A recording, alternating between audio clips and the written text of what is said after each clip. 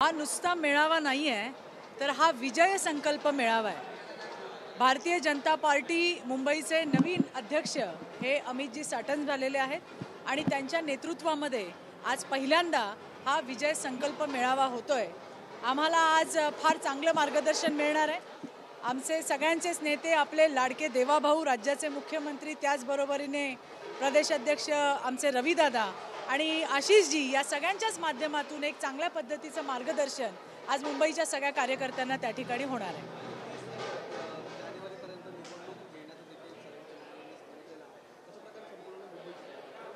नाही, निश्चितपणे एवढं मी नक्की सांगेन की भारतीय जनता पार्टी फक्त निवडणुका आल्यावरच काम करते किंवा त्याच वेळेला सगळी बांधणी करते असं नाही आहे। आमचं काम हे वर्षाचे 12 महिने चालू असतं, निवडणुका असू देत किंवा नसू देत।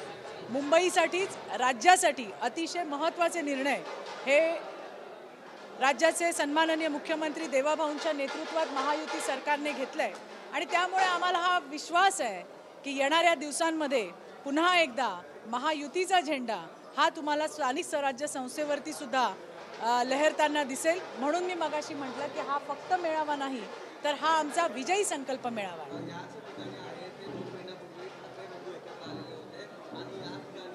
मला वाटतं की आजचा अतिशय चांगला असा दिवस आमच्यासाठी आहे। आमच्यासाठी आज ही पर्वणी आहे की त्या ठिकाणी आमच्या लाडक्या देवाभाऊंपासून आमच्या सगळ्या नेत्यांचं मार्गदर्शन आम्हाला मिळणार आहे आणि म्हणून आम्ही सगळेजण अतिशय उत्सुक आहोत।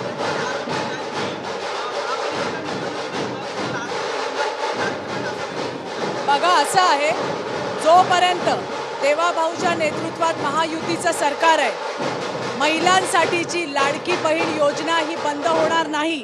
काँग्रेस आणि विरोधकांना आधीपासूनच ही जी लाडकी बहीण योजना होती ही डोळ्यात खुपत होती।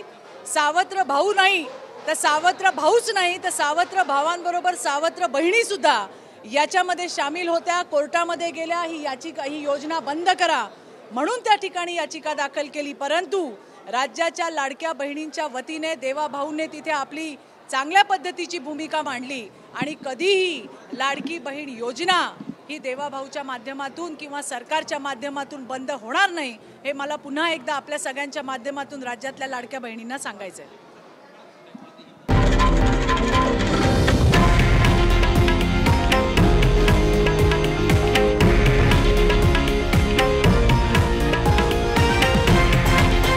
हे आहे देशातील नंबर 1 न्यूज नेटवर्क आणि आपण पाहत आहात TV9 मराठी, एकमेव।